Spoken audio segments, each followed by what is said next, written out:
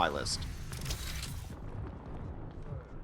Alrighty, so we are moving into it, looking at the defense coming out from the side of NWA. It's going to be Cursed on Asymmetra, Ix, or Axe as we gotta call him for the rest of the game, because Ix is just a little bit hard. It's going to be McCree, Shade Kitten on the Widowmaker, Fancy Pants on Lucio, still on Reinhardt, and Struck. Rounding things out here on the Winston. I just want to note, across the board, since closed beta and now, Lucio's always have the best names. It is not even close. Just always, Lucio always has a funny, cute, clever, or great name. Rip the bridge above. Yeah, rip the bridge above. Offensively, it looks like they're going to be running a Widow as well. That's Kenzie. Shark will be on the Genji. Kenzi's on Widow. Genji is Shark. That got confusing. Already in Rubicon will be running the double Winstons. Dicker will be on Lucio and a knock on another Genji. Weird combo. I might be going crazy, but I feel like I know where I recognize Shark, but I think he used to play for Quake Fortress. Yes. I might be... Again, I might be going crazy, but I'm pretty sure that's where I recognize You're him. right. It's Sharif definitely was on Quake Fortress. All right, so here we go. Not wasting any time is 425 Shark. In fact, going deep in as Genji, able to take out the Widowmaker immediately as a absolutely dominant performance here for 425. 5 quick kills. This might be a very, very quick cap of point A. Poor Symmetra. Well, they're not going to get a telly up, and that's pretty much, yeah, that's full wipe. Okay, so here's an answer coming out immediately, and a little overreaction because they went 3 Reapers. They need 2 of them probably to deal with this double Winston. Maybe they'll stick with 3 because they've already all left spawn. Cursed is for some reason, yeah, okay, there he goes. He's off of the Symmetra now. He's on to a Tracer. One of the Reapers dies instantly to Kenzie. Kenzie right now looking for the pickoffs, does get one, looking for more. Not able to get on that Lucio just yet, but will grapple up to safety, takes out Struck. And yeah, the double Reaper coming out from the side of NWA, not something you see a whole lot nowadays. And I'll say this, 425 not having a whole lot of trouble getting through it as the payload now, soon to be passing the Golden Run. Now they are rolling. Axe comes up on Winston, which I think is the absolute right move. Your biggest problem right now is Kenzie. You have not had an answer since the beginning of the game. It's everywhere. You have to shut that down before you worry about anything else. Yeah, and Shark has really been able to do everything he wants. And look at this, we have 2 Genjis on the offense, both with Dragon Blades at the ready. They can absolutely go off with this in a moment. I mean, 1 Genji with the Dragon Blade is terrifying enough, let alone having 2 in your face. This is an area they can hold, though, if they don't get wiped out by any of these Dragon Blades, because they're going to have Reapers coming over the top. Oh, both Dragon Blades come in. Dragon Blades are coming out. And I was looking at Anak in the back, gets 2 kills, looking for a 3rd. Just absolute Genji destruction. Shark didn't even have to blow his Dragon Blade there. Yeah, that was a big if, because, I mean, it is an area where the Reapers are going to have success there. Kenzie is now just poking out up front. I wouldn't mind a second Winston here. I think putting a Zarya into this composition would also be good. Your biggest problems have been snipers and Genjis, and the best way to deal with those is get shields and use beam weapons.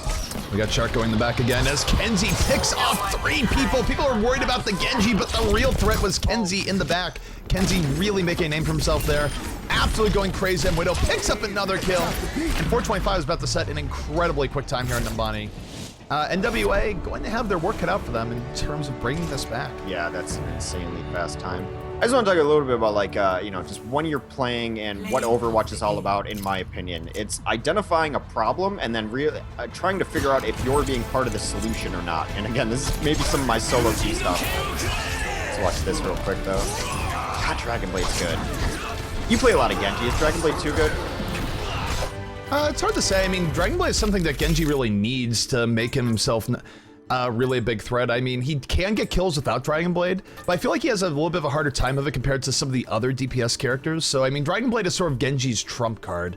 And I feel like if you nerfed it too much, you would potentially hurt the overall viability of the hero. It's hard. Right. So what I was saying is you have to identify your problem and then decide, is this composition able to answer the problem, and then move on after that. So they just they didn't have an answer to that Widow. They tried to switch the composition, then they didn't have an answer to the Genji, and they didn't really do much to react to that. So it's a lot about identifying a problem, identifying a situation, and fixing it as fast as possible. I think that's the core of Overwatch. I'm just gonna note that was a time set of 2:26. We are running more old school stopwatch rules here today, and this is going to be an. I mean, I'm trying to think. When was the last time we saw a time in Nimbani that was 2:26? I think it's the fastest we've ever seen on Nimbani. So right now, for NWA to come back and win this and not be knocked into losers bracket, they would have to. I don't even know. We'd have to see an even quicker time, and that's going to be really rough. I actually like this composition coming out from offense if they stay that way. We're all soldiers now. It is a snowballish composition that you could run because they have to beat 230. That's their only way to win is to beat 230. So they need to take first point, they need to take second, they need to always have pressure on, always have damage. And Soldier 76 is one of those. I mean, I'm not certain they're going to run this out here, but it's one of those heroes that you don't need anything else. You've got self-sustain; those sustains can stack on each other. You've got mobility. I mean, if you have to beat 230, what else? I mean, the entire we're all soldiers now. We'll see if it pays off. Soldier, of course, I think a hero that oftentimes gets slept on a little bit. We do see more and more of them at the highest levels of comp play, particularly on maps like Gibraltar where you can defend. 76 on offense, seen a little bit less, and 676 is almost never seen. So we'll really see how this works out here for the side of NWA. Well, but one thing is for sure, they need to go fast. I ran this composition with Mendo and Tavik back in the day. We were all soldiers on Numbani, and we rolled. I think it was mostly because I carried that team. Mendo and Tavik aren't very good. So the timer is set. NWA now having to move quicker than perhaps they ever have in their life. Here come the soldiers. Well, something's going to happen. They need to take this first point on the first push. That's it, really. Yeah, no, I mean, if they don't take point A immediately, it's already GG under stopwatch rules. As Kenzie takes out Jake Kidden for first kill of the game. A creep play on point. A knack going in deeper. Being a little bit careful, but inching forward and looking for the flashbang. Yeah, that's probably it. Shark will take a fancy absolute domination here by 425 on the defensive end. As Anak going to take out Axe. And this should be GG. I mean, with that first push stuffed and a time of 2.6 to beat, I don't believe NWA can come back here. I'm not going to spend a ton of time career crafting on this, but if you are running this 676s, I think it's better to try to split them up into twos. Send one left side, send two to main alley, and then maybe even try to send two all the way around to the right. You really want to spread your fire around so that you're not going to be taking clumped up shots. And just kind of make them deal with all the distance threats that 76 has. And Knack coming in, able to get the double kill here for the defense. And, one thing Slash here brought up a lot in the cast we did with him in the middle of the week for the Alienware stuff is, saying if there was a scoreboard, you'd be seeing a huge difference between the two teams. I think that is something that would be the case right now. I mean, in terms of overall kills, 425 has just been nothing short of dominant here over NWA. Yeah, I'm trying to think of the last time I saw someone on 425 die. It's been a bit. What, 44 seconds remaining? If we want to get technical, I would say NWA has probably mathematically lost this already, but we're not going to call things until the last second has been called, but realistically, you look at it, the payload would need to, even if you had 5 people, I think it takes. Yeah, but I think especially in a tournament like this, we can just let them play out the first point at least. I don't see that they're going to be capping it anytime soon. So I guess we have a couple minutes to watch this going on here. But I mean, I guess we picked a pretty good team to watch early on, as you mentioned. Sharik was a former Quake Fortress member. A lot of high-level play. I've also been extremely impressed with Kenzie's play too. So this might be a team that we start seeing in the future. They're definitely looking good early on in this tournament.